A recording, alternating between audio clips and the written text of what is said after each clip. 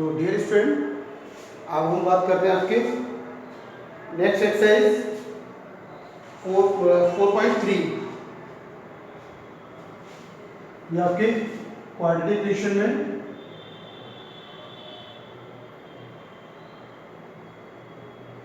Quadratic equation exercise 4.3 में आपके completing square और एक आपका कंप्लीटिंग स्क्वायर द्वारा रूट्स फाइंड आउट करना और एक आपका क्वाड्रेटिक फॉर्मूला। लेकिन कंप्लीटिंग स्क्वायर आपका इस हटा दिया गया, रिड्यूस कर दिया गया कंप्लीटिंग स्क्वायर मेथड। जो कंप्लीटिंग स्क्वायर मेथड है आपका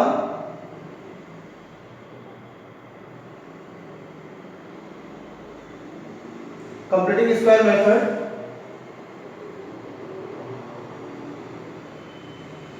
ये आपके सिलेबस से हटा दिया गया है। कंप्लीटिंग स्क्वायर मेथड इस बार आपके सिलेबस में नहीं है। कंप्लीटिंग स्क्वायर मेथड से रूट्स फाइंड आउट करना, रूट्स अब आपकी कंप्लीटिंग स्क्वायर मेथड नहीं है तो कंप्लीटिंग स्क्वायर मेथड आपको करना भी नहीं है। ये आपके सिलेबस से हटा दिया गया है कंप्लीटिंग स्क्वायर मेथड। आपको क्वाड्रेटिक फॉर्मूले से रूट्स फाइंड आउट करने हैं। क्वाड्रेटिक फॉर्मूला, क्वाड्रेटिक फॉर्मूले से आपको रूट्स फाइंड आउट करना है, ठीक है ना। आपको क्वाड्रेटिक इक्वेशन गिवन होगी ax square plus bx plus c equal to 0। पहले आप स्टैंडर्ड फॉर्म से कंपेयर करेंगे, इससे कंपेयर करेंगे ax square plus bx plus c equal to 0 से। फिर आप उसमें फॉर्मूला लगाएंगे quadratic formula minus b plus minus under root b square minus 4ac upon 2a। इस वाले फॉर्मूले से आप रूट्स फाइंड आउट करेंगे। ये क्वाड्रेटिक फॉर्मूला जब हम लगाते हैं जब हमारे रूट्स फैक्टराइज नहीं होते हैं, जब मिड टर्म स्प्लिट करके इसके फैक्टराइज नहीं होंगे तब हम इस फॉर्मूले का यूज करते हैं क्वाड्रेटिक फॉर्मूले का। अगर मिड टर्म स्प्लिट करके फैक्टर हो जाए तो आप रूट्स फाइंड आउट कर ही लोगे। लेकिन जब आपके फैक्टराइज नहीं हो किसी क्वाड्रेटिक इक्वेशन के तब आप इस फॉर्मूले का यूज करोगे। इस फॉर्मूले का देखिए इस एक्सरसाइज में दिए गए क्वेश्चन मैं उसका यूज कर रहा हूं। कंप्लीटिंग स्क्वायर वाला आपको नहीं करना है, जो फर्स्ट क्वेश्चन है वो नहीं करना है कंप्लीटिंग स्क्वायर का। सेकंड क्वेश्चन है आपका find the root of the quadratic equation. Question number 1 है वो अप्लाइंग द, देखो जैसे ये क्वेश्चन नंबर फर्स्ट में ही उन्होंने कहा है कि क्वेश्चन नंबर फर्स्ट के पार्ट करने हैं आपको। जैसे ये दे रखा है 2x square minus 7x plus 3 equal to 0। मुझे इसको क्वाड्रेटिक फॉर्मूले से रूट्स फाइंड आउट करने हैं। तो देखिए 2 3 जा 6 और 6 1 जा 6, 6 और 1 7, यानी फैक्टराइज भी हो जाएंगे, इसके फैक्टर भी हो जाएंगे। लेकिन उन्होंने कहा कि क्वाड्रेटिक फॉर्मूले से ही करना है, बाय क्वाड्रेटिक फॉर्मूला। तो पहले मैं स्टैंडर्ड फॉर्म से इसकी कंपेयर करूंगा ax square plus bx plus c equal to 0। On comparing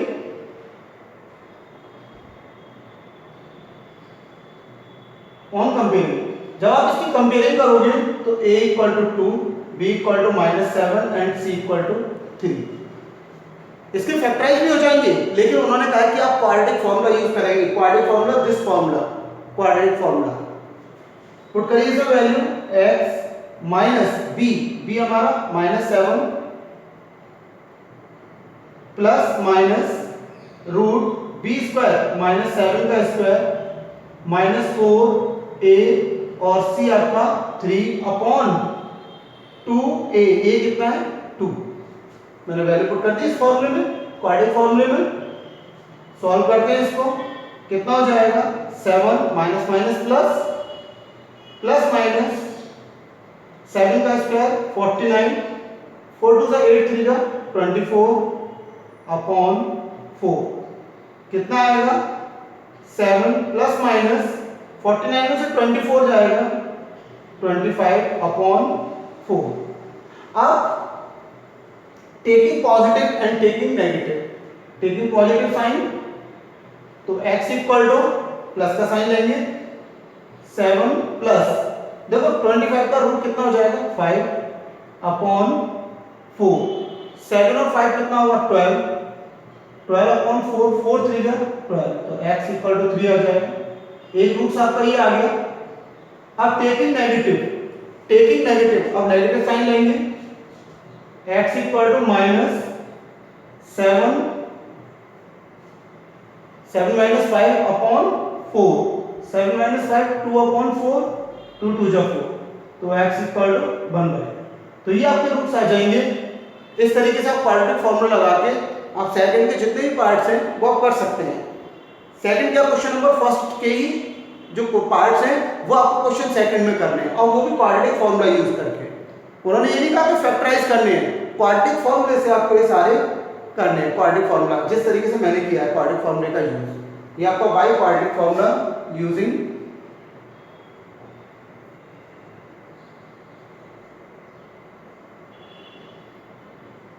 by quadratic formula, ये मैंने क्वाड्रेटिक फॉर्मूले से यूज किया है। आप भी इसी तरीके से फर्स्ट के जितने भी पार्ट हैं वो सेकंड क्वेश्चन में करेंगे। अब देखिए आपकी जो वर्ड प्रॉब्लम है, वर्ड प्रॉब्लम में ऐसा नहीं कहा कि आप फैक्टराइज से करिए या क्वाड्रेटिक फॉर्मूले से करिए, वो आपकी चॉइस है कि आप वर्ड प्रॉब्लम में क्वेश्चन कैसे सॉल्व करते हैं, वो आपकी चॉइस है। देखिए नेक्स्ट थर्ड क्वेश्चन,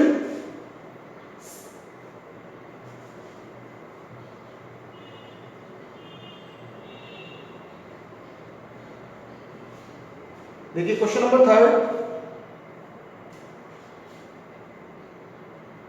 थर्ड में इसके टू पार्ट हैं। फर्स्ट पार्ट तो आप कर लेंगे, देखिए सेकंड पार्ट मैं करा देता हूं। सेकंड पार्ट में 1 upon x plus 4 minus 1 upon x minus 7 equal to 11 upon 30। LCM ले लो, LCM taking LCM x plus 4 और x माइनस 7, तो कितना आ जाएगा ये आपका x प्लस 4 से x plus 4 cancel out, x minus 7 का 1 से करोगे तो x minus 7 minus x minus 7 से x माइनस 7 कैंसिल आउट हो जाएगा, तो x प्लस 4 बचेगा, इसका 1 से मल्टीप्लाई करोगे तो x प्लस 4।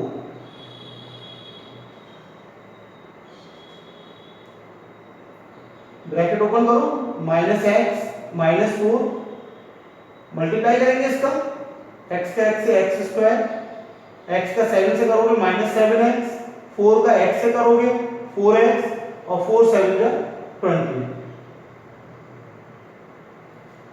अब x से x cancel out, minus 7 minus 4 minus 11 x square, minus 7x plus 4x minus 3x और माइनस 28 इक्वल टू 11 अपॉन 13।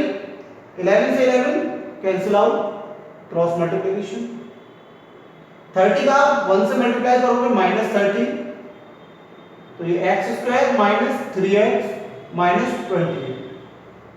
30 को आप उधर ले जाइए, प्लस का हो जाएगा x स्क्वायर माइनस 3x, 30 उधर जाएगा प्लस का, इधर क्या रह जाएगा इक्वल में 0।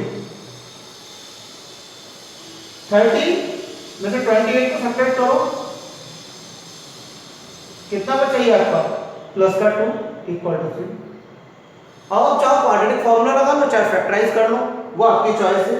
तो 2 बन जाए 2 और 1 3, फैक्टराइज हो जाएंगे इसके, 2x minus x plus 2 equal to 0। Common ले लीजिए, x माइनस 1 कॉमन आ जाएगा, x minus 2 and x minus 1 equal to 0। तो ये मिड टर्म स्प्लिट करके आपके फैक्टर हो जाएंगे, तो x equal to 2 and x equal to 1। तो इस तरीके से 2 रूट्स आपके फाइंड आउट हो जाएंगे, 2 रूट्स। नेक्स्ट देखिए 4 बट प्रॉब्लम अब आपके स्टार्ट हो जाती है यहां से।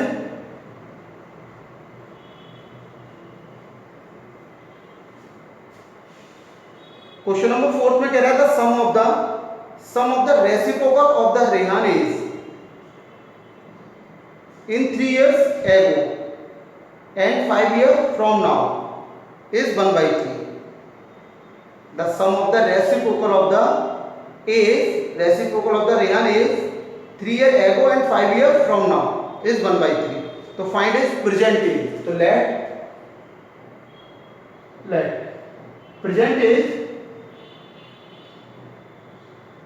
As of Rehan, present age of Rahman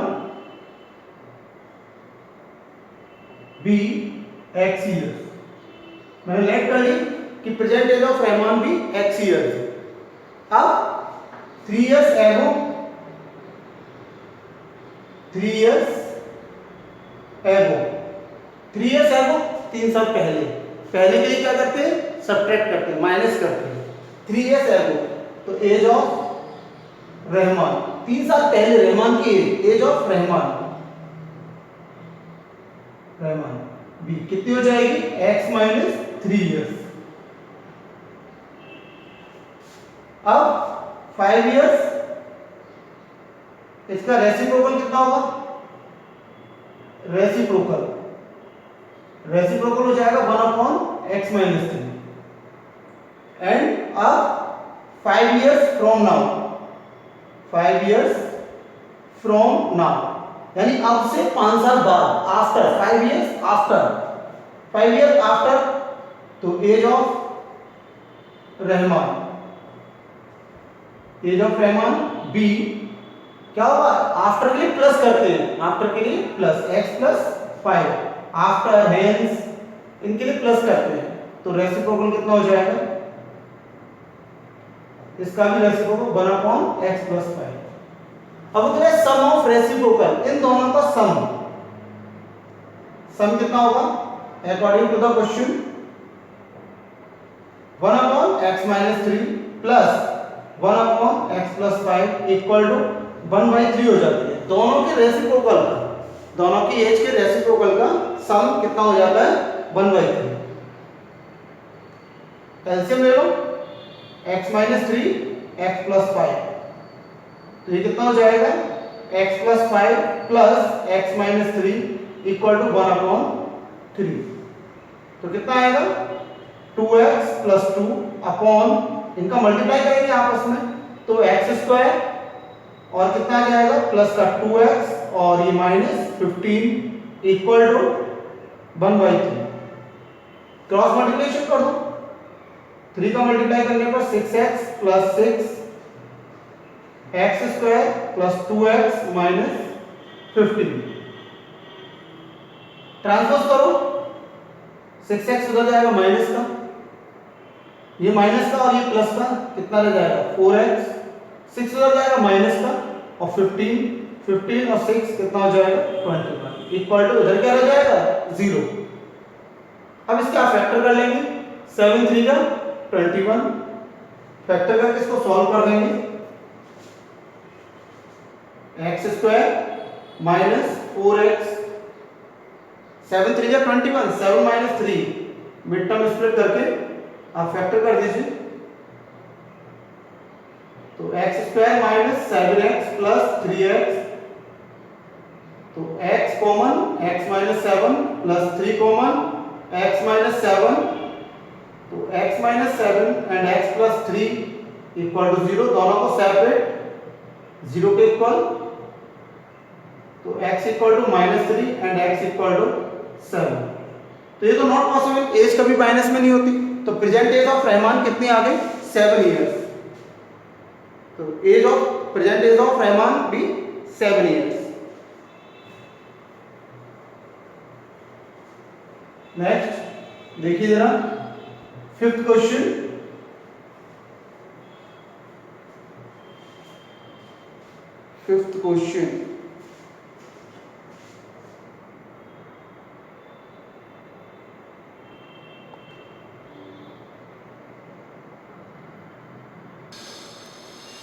next question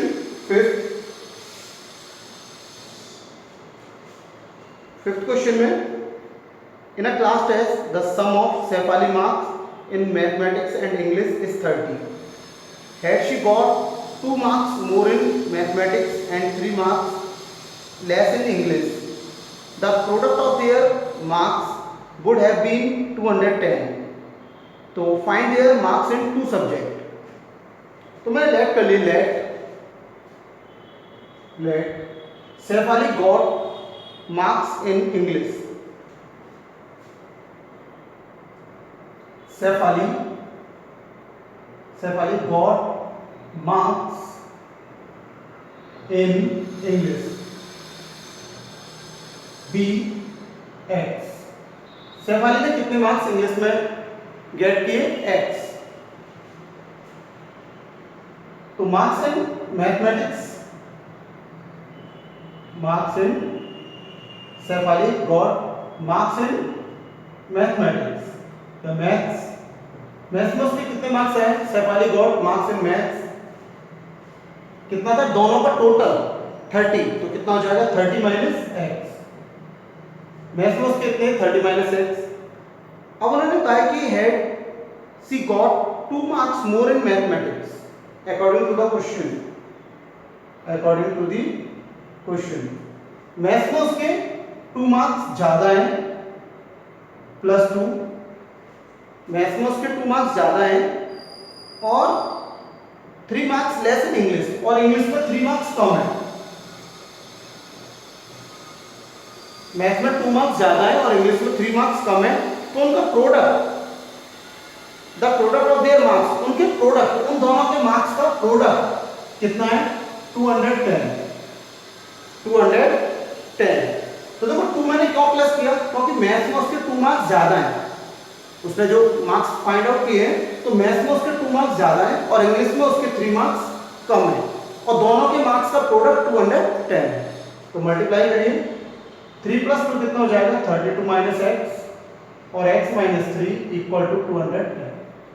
32 का x है 32x, 32 का 3 से -96 माइनस एक्स स्क्वायर, और ये प्लस का 3x माइनस माइनस प्लस, और ये 210।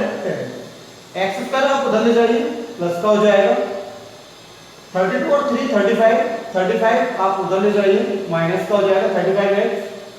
96 उधर ले जाइए, 96 उधर जाएगा, प्लस का हो जाएगा 210 और 96 306, प्लस का 306 इक्वल टू 0। यहाँ क्या रह जाएगा?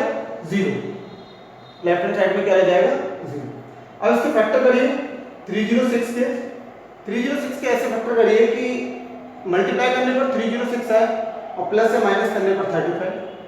तो करते हैं 306 की क्या आएगी फैक्टर?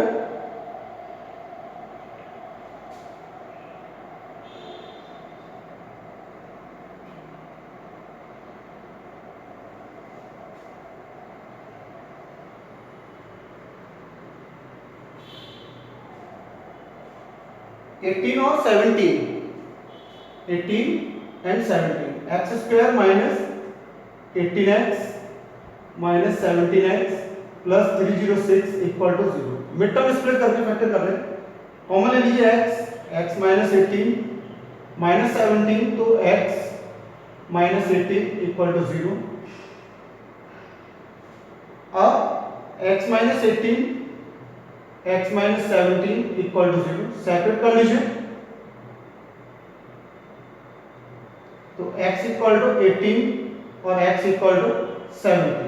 अगर मैथ्स में उसके 18 मार्क्स हैं तो इंग्लिश में कितने हो जाएंगे? ये मैथ्स में, मैथ्स x इक्वल टू 18। अब इंग्लिश में कितने हो जाएंगे? In English, in maths, in English में 30 माइनस 18 यानी 12। अगर x equal to 17 in maths में है, ये इन मैथ्स अगर 17 है तो फिर कितने होंगे उसके in English? 30 minus 17 equal to कितना हो जाएगा? 13। तो ये आ जाएगा आपका फिफ्थ का, ये आपकी 4.3 एक्सरसाइज, 4.3 एक्सरसाइज का ये आपका देखो सही है। तो ये फिफ्थ क्वेश्चन कंप्लीट हुआ। नेक्स्ट क्वेश्चन देखिए, नेक्स्ट इस तरीके से आपका ये फिफ्थ क्वेश्चन भी कंप्लीट हो गया। और देखिए और कराते हैं, The diagonal of a rectangular field is 60 meter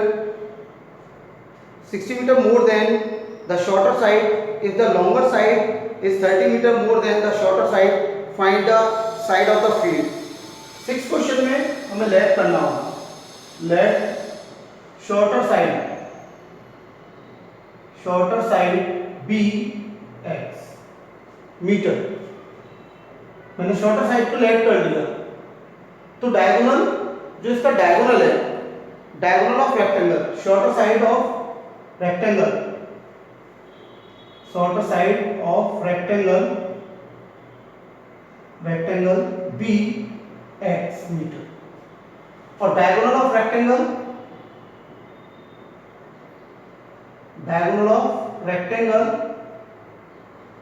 B कितना होगा, यानी इससे शॉर्टर साइड से 60 मोर देन x प्लस 60, और longer side of rectangle be कितना ज्यादा है कि the longer side is 30 more than of the shorter side, यानी x प्लस 30. अब जानते हैं आप, अगर रेक्टेंगल है तो उसका डायगोनल, ये इसकी लॉन्गर साइड x प्लस 30, ये शॉर्टर साइड x, ये x प्लस 60, तो ये एंगल 90 होता है. तो by Pythagoras theorem, according to the question, bye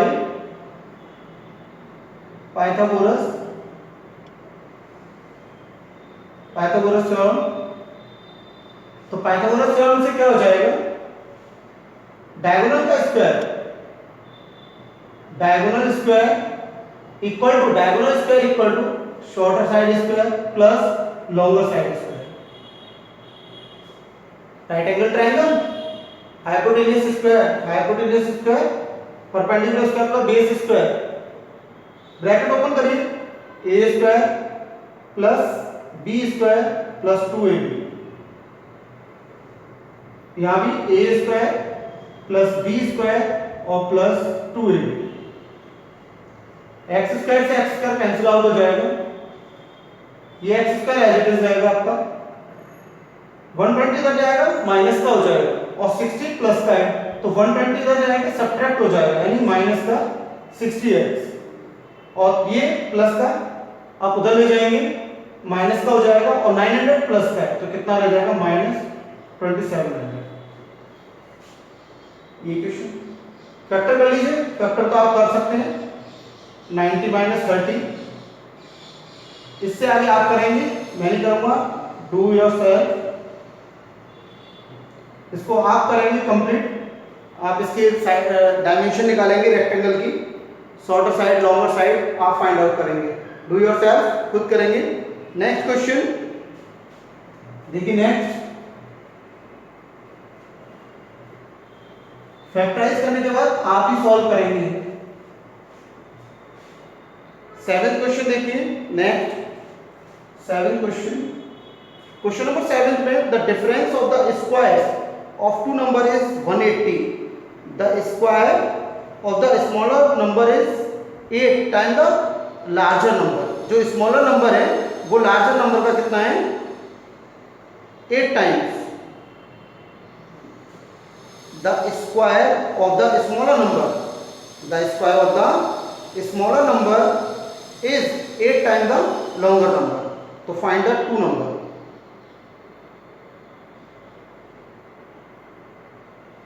तो let larger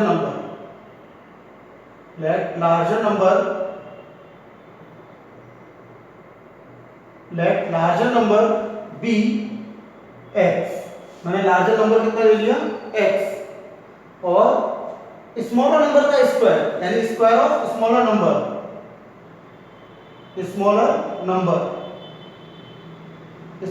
का square of the smaller number किसके इक्वल है, 8 time of the square of the smaller number is 8 time the larger number, यानी 8x के equal है.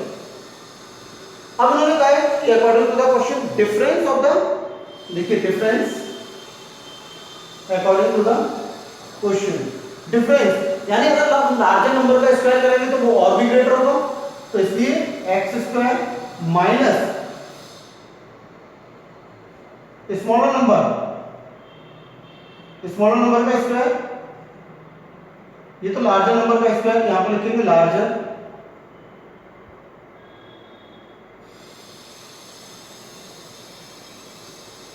Number square minus smaller number square equal to दोनों के square का difference, कितना दिया है इस 180।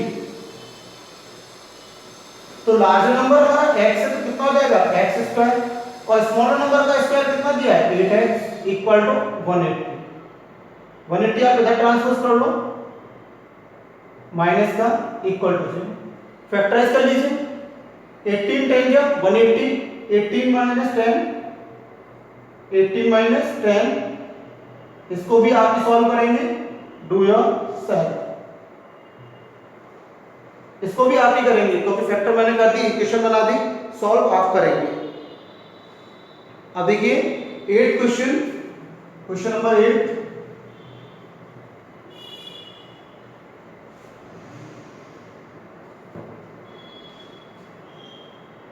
क्वेश्चन नंबर 8 में a train travel 360 km at a uniform speed. If the speed had been 5 km per hour more, it would have taken 1 hour less than for the same journey. Find the speed of the train. तो देखो let speed of the train be x kilometre per hour. मैंने speed let कर ली train की speed कितनी है x kilometre per hour, और distance कितनी दी है इन्होंने, डिस्टेंस 360 किलोमीटर।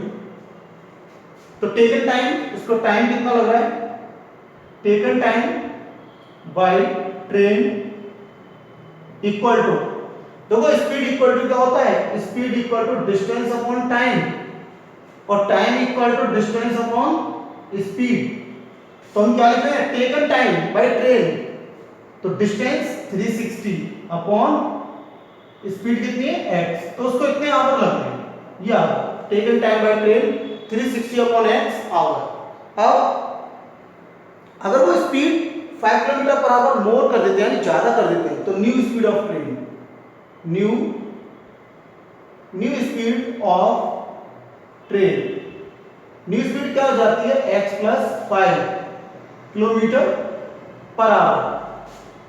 तब टेकन टाइम बाय ट्रेन, तब ट्रेन को कितना टाइम लगेगा, डिस्टेंस अपॉन स्पीड, डिस्टेंस तो वही रहेगी 360 और टाइम स्पीड कितनी है x प्लस 5, इतना कितने आवर लगेंगे उसको। तो उन्होंने ये बोला जब स्पीड बढ़ा देते हैं तो पहले वाले टाइम से उसको कितना 1 घंटा कम लग रहा है, 1 आवर कम, 1 घंटा यानी इससे 1 आवर कम लग रहा है उसको। तो दोनों के टाइम का difference according to the question दोनों के टाइम का difference 360 upon x minus 360 upon x plus 5 equal to 1 hour. दोनों के टाइम का डिफरेंस कितना है 1 आवर। तो आप एलसीएम ले सकते हो, यहां से 360 कॉमन निकालो, 1 upon x minus 1 upon x plus 5 equal to 1। ये 360 इधर आ जाएगा, एलसीएम x प्लस 5 कितना आ जाएगा, x plus 5 minus x equal to 1 upon 360। कितना बचेगा, x cancel out, 5x square plus 5x equal to 1 upon 3। Cross multiplication कर देंगे, कितना बचेगा, ये हो जाएगा आपका 0 5 6 30 3 5 1800, और ये आपका आएगा x स्क्वायर प्लस 5x। तो 1800 उधर जाएगा, ट्रांसपोज हो जाएगा, x square plus 5x minus 1800 equal to 0। अब 1800 के फैक्टर क्या होंगे, इससे 5 आ जाएगा हमारा, कितना आ सकता है 1800 के फैक्टर क्या हो सकते हैं